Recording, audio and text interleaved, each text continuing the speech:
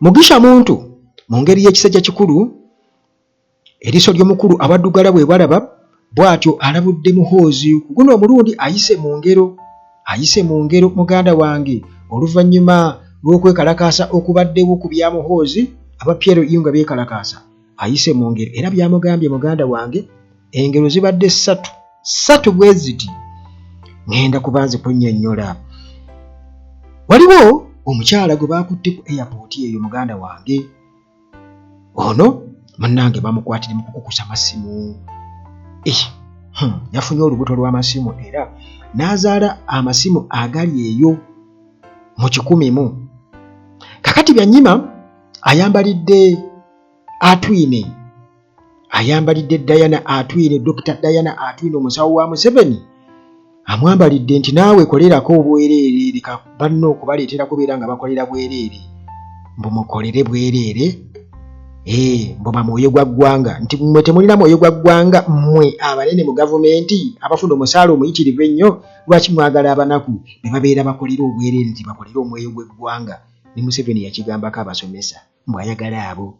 abaagala omulimu gwabwe. Nobert Mao aleese polisi muganda wange egenda okubeera nga esobozesa emisango egimu okuggweera wabweru wa kkooti era musanyufu nti gavumenti already yamaze dde okubeera nga ekkaanya naye. Ebyo bitugenda okuba nga tutunuulira mu mboozi yaffe eno wano mu Mikwetso nga bulijjo era kansooke okubeera nga nkulamusaako kubanga muganda wange ennaku zino munnange amala kulya ne banaaba mu ngalo. Embeera etuleetera okubeera nga ebimu byetwalibadde tusembyayo byetusembyayo. Tebwerabira aba Hillside View Apartments bano bali ku Kasozi Jjanyi wali balina apartments ezirimu buli kimu tolina kye weetaaga kwetikka amasannyalaze gabeerako tegavaako ate wifi ya bwereere abakozi baawo balungi nnyo ba caretakers security eri gguluggulu ate era tewaliiwo mulirwano gwa mugotteko wali ku Kasozi Jjanyi Ntebe Road gwe bw'otuuka e Kajjansi bw'otuuka e Kitende oba e Nnamulanda awo wonna osobola okuyitirawo bw'otuuka ku kyaki awo e Jjanyi then noonya Hillside View Apartments ojja kuzifuna zirimu buli kimu bwe kye waalibadde munnange oyagala okukozesa obeera ddala waka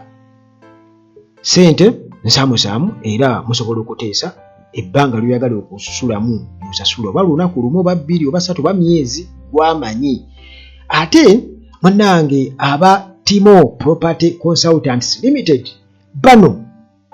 basaale nnyo ku nsonga ezikwatagana n'ettaka. Oyagala kugula ttaka, oyagala kutunda ttaka, oyagala kupima ttaka, balina graders ezisenda beerula empenda bagoba ku byapa mu ngeri balina abapunta ab'omulembe nnyo. Saagala kukubulira kawonvu na kagga kubanga munnange betandika okukubulira bibakola ate ensulawo genda bugenzi munnange ennamba zaabwe bwe ziri awo ate era ne ku mutimbagano kwe bali kwonna bajjulako Facebook, TikTok, teeka mu butesi Timo Property Consultants ojja kuba munnange omanya ebisingawo. Ate omusawo kino kwegamba kindeetedde essanyu okubeeraawo ng'abantu bakkubira Uganda Tulagi weebale munnange. Kakati maama wange agenda mu nnimiro n'alimako abadde takyalima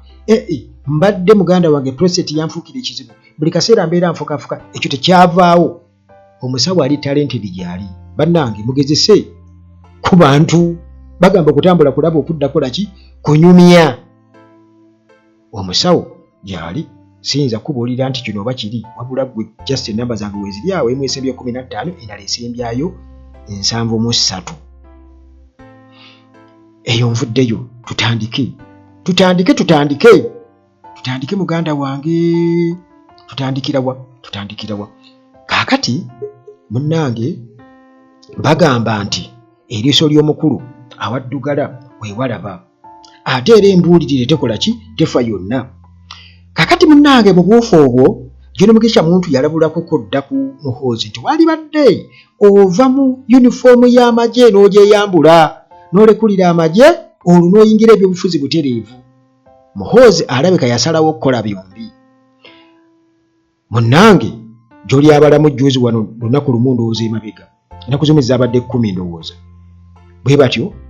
nga munnange basimbulayo ku kitebe kyabwe naggulu bagenda beekalakaasa beefuula beekalakaasa peaceful ebiki ne kiggwera mu bbaala era n'abasindika mu bbaala abantu be n'agula bati bagamba wagumbulizi kyakola kikyaba nakyo kyawaaki kyawa munywanyi we baagunywedde gwe wali ku katikati omwenge baagunywedde munnange ababaddewo babasasuddwa basombeddwa kuvaawa era awo ne babawaayo ekyokunywa ne banywa ne balya ne bakola batya ekyennaku kyokka mu nsonga eyo balya kuzaani ku expense yaani kubanga bayinza okukoza nti za muhoozi azijjawa awo nze wokka wenkola kibe wanno kubanga tulaba abasawo abasomesa kati ababadde bakola mu gundi za AIDS nabo bonna bakaaba kakati munnange Mugisha muntu ayise mu ngero 3 engero zibadde 3 zokka 3 simanyi oba bwe ndowooza mu ndowooza yange nti engero zino nsobodde ozitegeera mu Luganda kubanga ekyewunyisa ati engero z'Oluzungu bw'ate bw'oziteeka mu Luganda olumu ziba tezikwataganirako ddala oyinza okugamba kyekino oba kyekiri kwegamba teba direct translation asoose n'amugamba nti pride goes before a fall nze kyenyinza okugamba nti amugambye titumala kwekoona ne tujjukira okubuuka era n'amuddamu mu lugero olw'Ekinigeria olulala amugambye nti when the gods bakatonda bajjajja nti when the gods want to kill a person they first make them mad nti bakatonda atali oli almighty God Allah twogera ku bano bakatonda small gods abafa ab'ekifirika bwe babeera baagala okutta omuntu basooka kumusuula ddala abadde ng'agamba nti abachwezi bamuliko abachwezi bamutandiseeko munnange era najja ne proverb endala amugambye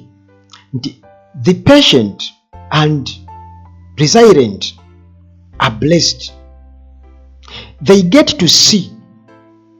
the seemingly impossible become possible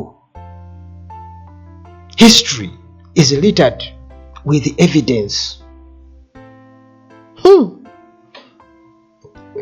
eyo proverb yakusatu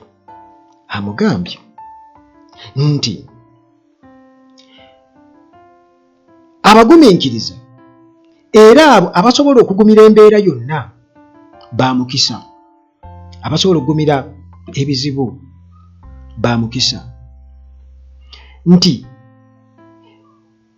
basobola okulaba ebyo ebirabibwanga oba ebirabikanga ebitasoboka nga bifuuse ebisoboka history oba ebyafaayo muganda wange bijjudde obukakafu ku buli nsonga yonna nti ebyafaayo bitulaga obukakafu kwegamba nga bwe ntera okubagamba wano nti wano ntera okubagamba nti tukubulira ebyaliwo ebiriwo n'ebyo bikola ki ebirijja nti era ebyaliwo bye byalanga ebikola ki ebiriwo ate era ebiriwo kati bye bigiranga ebirijja mu maaso kitegeeza biriba bifuuse history abaayogera kati nga Paul Mwanga bwe yatugamba nti oyo Museveni mumwesize nnyo abalimberimbye naye mujja kumwasimula bugolo oyo waligenda okuviira kuba president nga wayisewo emyaka 50 kasooka imposing mwawo waliwo munnayuganda akiwakanya waliwo akiwakanya ekyo nti Uganda ejja kuba terina kyesigaza buli kimu ajja kuba akimazeewo buli kimu abasajja nga basimye bya bugagga ne batunda nga bwe baagala abasajja nga batunda amakampani buli kimu kye baasanga batunda era buli kimu bakyekomya Paul Mwanga yalimba teyalimba kakati engero ezo Mugisha muntu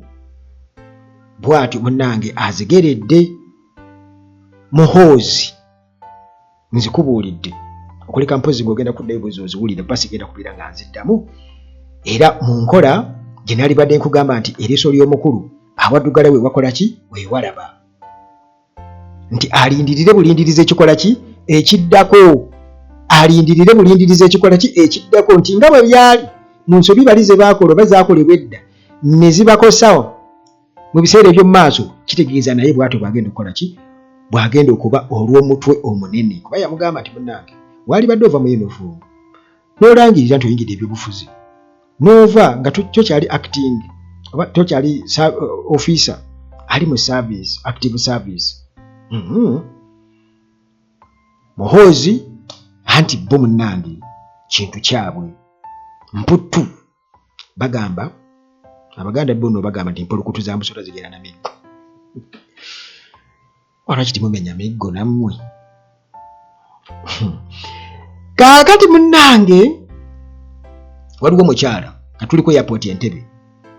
waliwo mukyala wano ku airport Entebbe bw'atyo yazze nga yeefudde ali olubuto olubuto lumuluma bw'akuteko ne ku mugongo bw'ati kumbe munda apakiddemu amasimu 76 era nga galindiridde kubeera nga gazaalibwa enyonyi yakamusuula bw'atyo azze kakati munnange omukyalo ono yakwatiddwa ku Entebbe International Airport oluvannyuma lw'okubeera nti munnange yagezezzaako okubeera nga asimagulinga ayingiza amasimu wano mu Uganda 76 mukyalo ono munnange mu kutuuka ku kisaawe Entebbe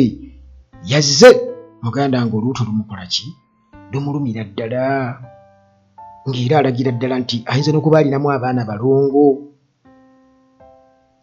kakati munnange ba custom officers ye nabo tebalina kisa tebalaba emisolo bwe giri mingi wano e Uganda mwe muleeta bannayuganda okukola ebintu ebyo kati munaye bagenze okulaba omukyala olubuto lumulumani bagamba kale katukebereko ku lubuto tulabe bagenze okuzuula munnange nga eyali badde omwana olubuto olwali baddemu n'abalongo olunene nga mulimu amasimu 76 naye ne weebuunya n'ogamba nti kati babadde bafaaki kubanga tibanji gutwala ng'omusango omunene ennyo nti omuntu bagamba nti bakiyise economic sabotage naye ekyo kugamba kuba kusabotaginga economy mu byanfuna by'eggwanga mbu babeera bita ne bisinga ababba obuwumbi n'obuwumbi wano ekyo kisinga ababba bayinza otula obusimu obw'76 naye ng'ate waliwo abayisaawo ebyobwereere tukimanyi bulungi nnyo nti abanene wano mu gavumenti abasirikale n'ebintu byabwe tebisasola na misolo tukimanyi naye kakati bali kuwona economic sabotage bakalya sabotage kakati munnange era omukyalo otali yekka kubanga bano bagezezaako okubeera nga batubuulira engeri ez'enjawulo abantu abayinjawulo bazinga bakwata ababadde nga bagezaako okubeera nga basemagolinga ebintu ebyamaguzi okubeera nga babiyingiza mu ggwanga lyattu Uganda nti waliwo n'omusajja omulala eyajja ku airport mbu era naye mbu nga yeefudde mbu alina bulwadde buno obwa elephantiasis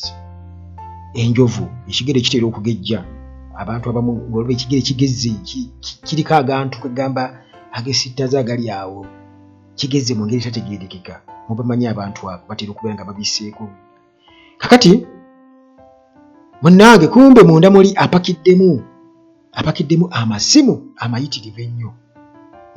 tiyali musajja no yali mukyala bayira we yali mukyala era nga bw'atyo abisibyesibyeko bw'atyo ku kugulu ng'agamba nti okugulu kwe kwalwadde enjovu mulwadde wa njovu elephantiasis era munnange bagamba nti waliwo era kwegamba okusimagulinga okw'engeri endala nti omukyalo omu mbu omunyago oba ebintu bye yali aleese mbu yabireka mu dustbin mwe yabiteeka kati ng'asuubira okuba nti oba oli awo anaddayo n'akola ki n'abijjayo naye era munnange baali bamulabye dda era okukakana nga bamusuuzizza. Kozi ogwo teguba munyago, guba mukukuso. Okukusa kati okunyaga omunyago, okukusa guba mukukuso simanyi,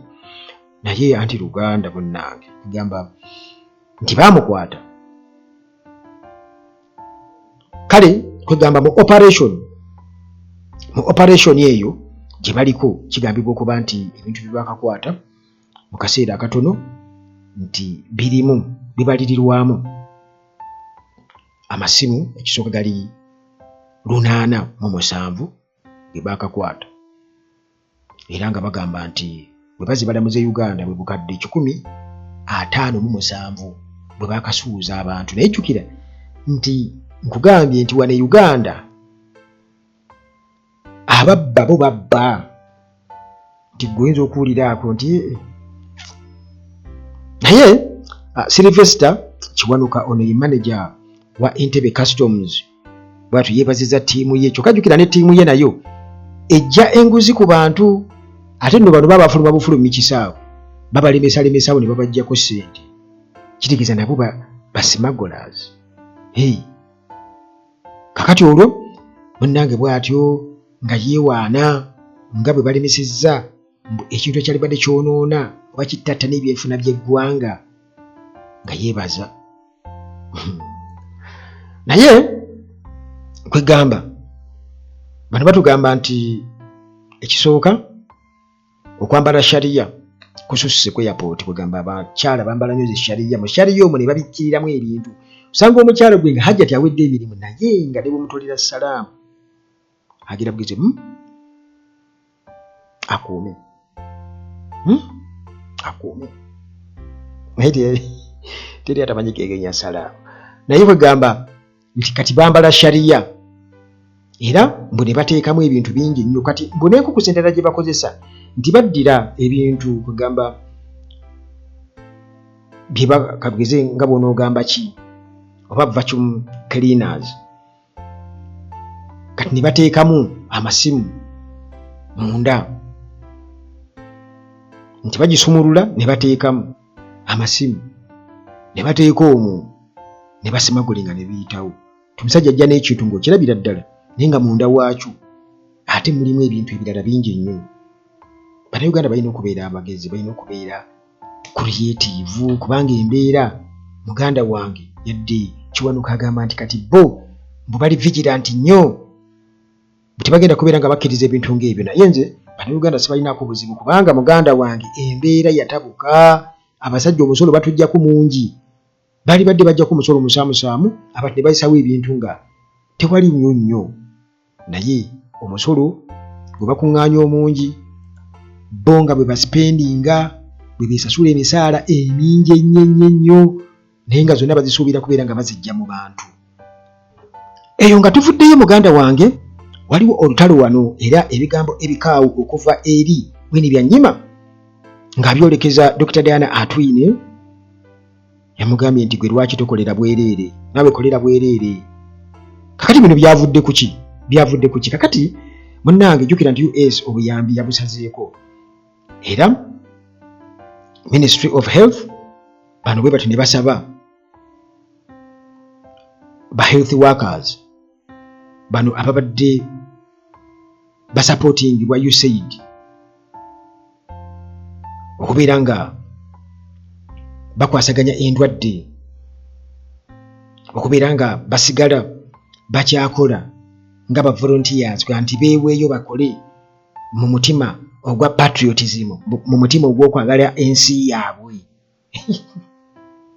Kakati Winnie Byanyima amaze okubeera ng'awulira ebigambo ng'ebyo ebyatwewuunyisizza ennyo. Bannayuganda beefaako bokka, ye waaba aliya ayagala abalala babeere nga tebakola ki, kwegamba yembeera tebalumirirwa, kwe ye mutima tagulina, kubanga okulumirirwa eggwanga lyo tekitegeeza nti gw'olumirirwe nti eggwanga empty space. Olina okuba ng'olumirirwa abantu abali mu nsi. Ensi tesobola kubeerawo nga temuli bantu, ne mugiyita ensi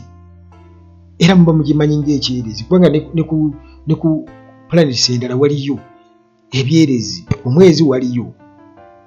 ne ku planet endala waliyo, ne ku njuba waliyo space. Naye obule otesupportinga bulamu bw'abantu. Kati wano ku nsi bwe tuli ekigifuula okubeera ensi n'amakulu be bantu abaliko era nga balina okufiibwako, naddala nga bafiibwako abo Katonda be yawa okubeera nti be bakulembera bali. Naye kati wano e Uganda tukimanyi bulungi nnyo nti ffe tufugwa bufugwa era batulabanga biyenje, tulina buttibwa, tulina kubeera nga ffe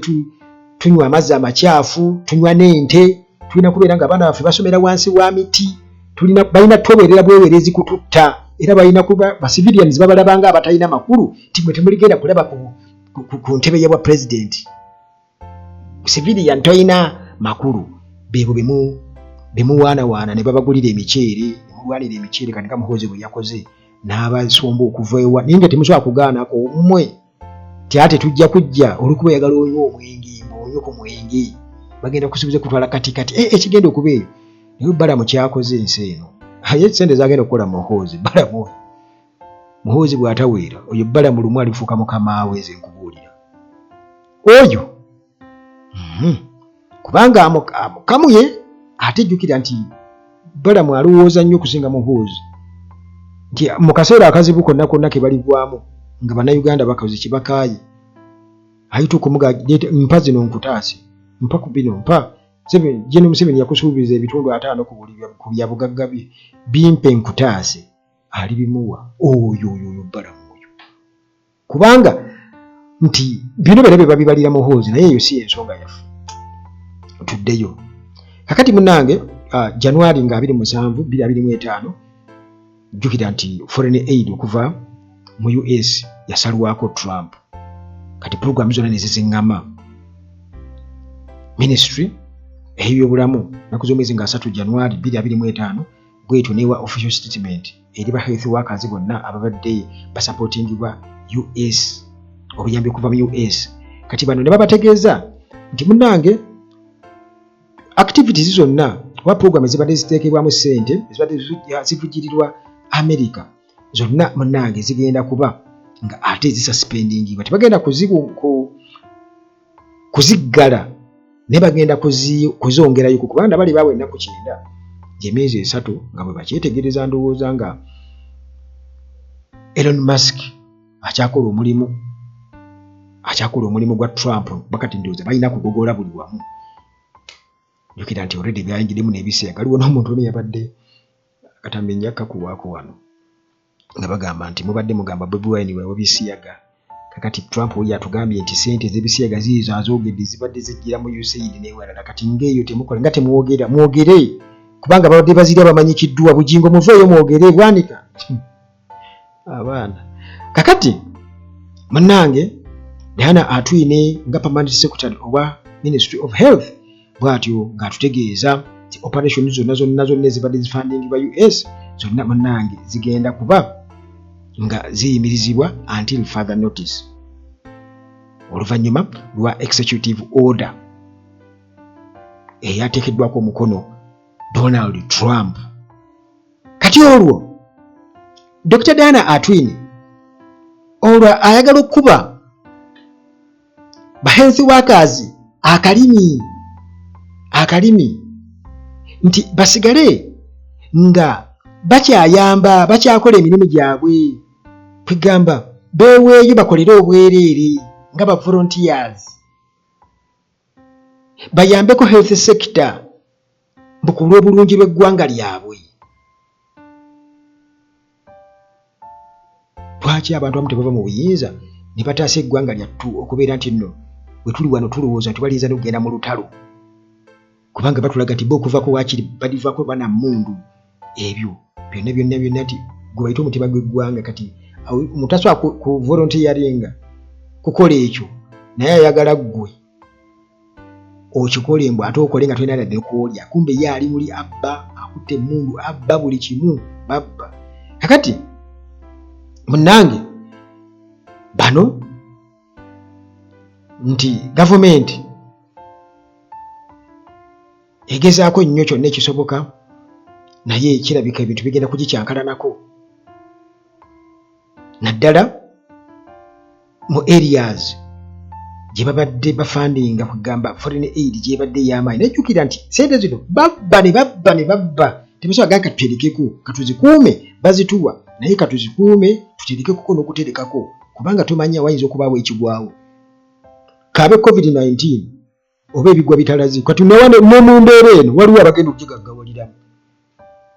waliwo abagenda okubeera nga bagigaggawuliramu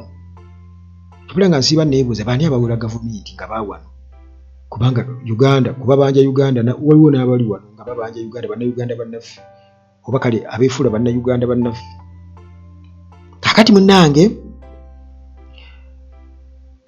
nga tulindiridde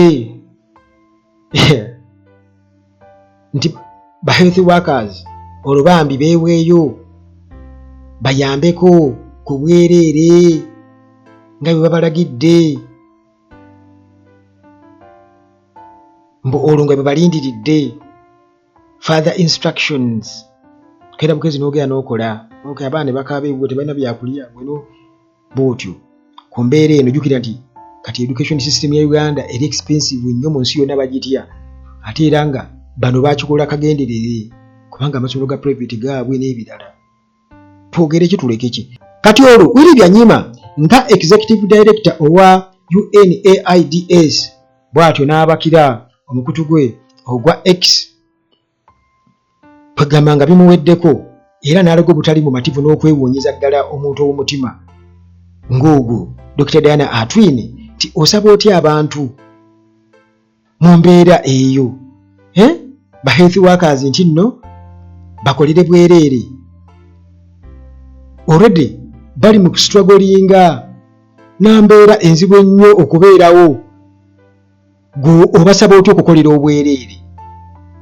kati amugamba nti bwe kiba nti patriotism okubeera n'omutima ogwagala ensi yo bw'eba nga ye ansa lwaki gwe nga permanent secretary n'abalala abanene mu ministry ey'ebyobulamu lwaki temukolera bwereere sente ze mubadde mufuna ezo ennyingi ennyo ne muziridirectinga kwegamba ne muzikwata ne muziza ku misaala gy'abano abanaku abali ku front line kubanga kati bano bakazi bati bwe babeera ku front line kati balangira simanye Ebola wabanga Ebola ddala kituufu kitegeeza era bannansi be bajja okufa Ebola Diana Atwine yaali eri era bajja gambga nti abasawo bafa bafudde nga bazira abafudde ekirwadde eky'Ebola nga bazira covid era bwe kityo bwe kyali kakati agamba nti emisaala egyaba personal secretary agamba nti omu yekka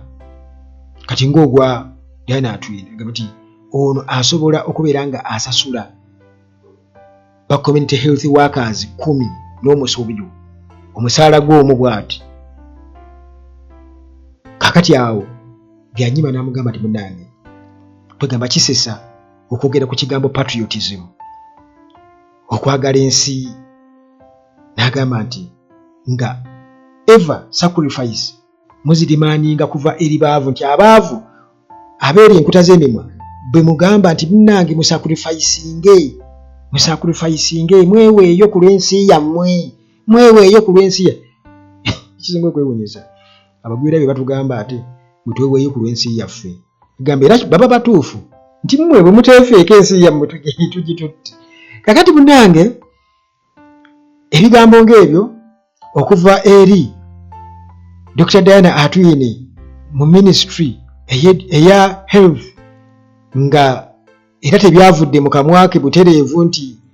yeyekka nti yabirowoozeza bulowooza nga bamaze na kutuula mu meeting oba oliawo board meeting tiayo bannange mwali badde mubagamba kyokka wano bulijjo tulaba abasawo nga baagala emisaala gyongezebwe n'ebirala nga tebabafaako abasomesa ne Museveni yagambako muyitaagala abasomesa abo kwegamba nga talina mutima gwa busomesa bw'ayagala bali abaagala ennyo busomesa nga ye musomesa kwegamba atambula n'ennono agira ki nga ne waba awandika ku chalkboard amalina okuginuusaako bw'atyo oba okuginuunako abo baayagala mbutayagala bano mbubbo nga batunuulidde ssente Mukama Katonda kakati yemunaye katuveeyo atugende wa Norbert Mao alina poliisi gye yaleese era agamba nti eno bamaze ddutuuka ku nzikiriziganya ne Museveni ne bajja approvinga NADR policy agamba nti munnange genda kuyambako nnyo naddala ku backlog ey'emisango mu kkooti kubanga emisango gibeera eyo abalamuzi batono kakati ekyo kigenda kubeera nga kiyambako olw'ensonga eno poliisi ye ekwatagana na biki ekisooka kwegamba kyolina okumanya mu byonna nti emisango egiri eyo mu kkooti oba oli awo nti singa abantu babeera baweereddwa omukisa nti nga basobola ogikwasaganya wabweru w'ekkooti ne waba babakwasaganya mu kubatabaganya ne basobola okubeera nga babimalira eyo tekyalibadde kiyambako kati poliisi eno gyaleese gavumenti gyekkaanyiza nayo ekwatagana ku ebyo obutakumalira biseera kubanga tugenda kwongera okubeera nga tumanya bingi kuba nalabye mu comment section somewhere nga oba oli awo waliwo abataakitegedde nga bagamba gasiya naye akwegamba ekyo kyekyo kikwatagana n'ekyo ate oba ekyo tekikwatagana biri ate byagala okuleeta ennongoosereza mu palamenti simanya nti ate palamenti yebeeronda pulezidenti ebyo birala ne kale olw'okuba nti already yamala dda okwambala ekifaananyi kiri ekyokugezaako okubeera nga basembeza muhoozi ajje mu palamenti kugamba nga palamenti ye mulonda olwo nga badidde ababaka baabwe bwe bamala dde okubeera nga bagula nga constituencies ze bateekawo ez'ababaka ababakkiririzamu be bateekawo ekyankwanzi ne bagamba mulonde bwe muti ebyo naye nsuubira okuba nti bigenda kubeerawo kati naye era still tebirina nnyo kibikyusa kubanga era bino Museveni yafungizza dda era yagamba Tama emundi yatugamba nti Museveni kasumulaba nga agenze n'ajjayo empapula ne yeewandiisa n'abeera nominated bukakasa nti muganda wange yamaze dda okubeera ng'ategeka buli kimu era amagye gaba gakoze dda omulimu. Juzi nabawako ku mbuuzi nga basaba parliament budget bagisaba obuwumbi bwali mu bumeka bwali mu 3 nsuubira okuba nga baagala mbu bazikozese mu kugenda okubeera nga mbu bakuuma akalulu bwe bagezako balemesa UPDF ne kanedda obukuntu tugenda buwa babaka ba parliament mbu abeesimbyewo already ababaka nga bagamba nti eri babeera bali mu bantu baabwe nti abantu babeera bagenda batuusaako obulabe ate nga bebakiikirira nyedda parliament yali ekyagaanye naye okusinziira ku nsonda nga bwe tumanyi bibikolebwa wano nti bwe bagenda ekyankwanzi bati bagenda okudda nga bakkaanyiza dda nti obuwumbi obwo bukole ki buyite bugende eri UPDF begenda kubeera nga ekuuma mbu akalulu 226. Sigenda kusukkawo nnyo wano muganda wange, sigenda kusukkawo nnyo wano era munnange tusinkane mu mboozi zaffe wano ku Uganda at large mpola mpola webale nnyo kubeera nga munnange mubeera nange netutambula okuva gye twatandikidde akuume.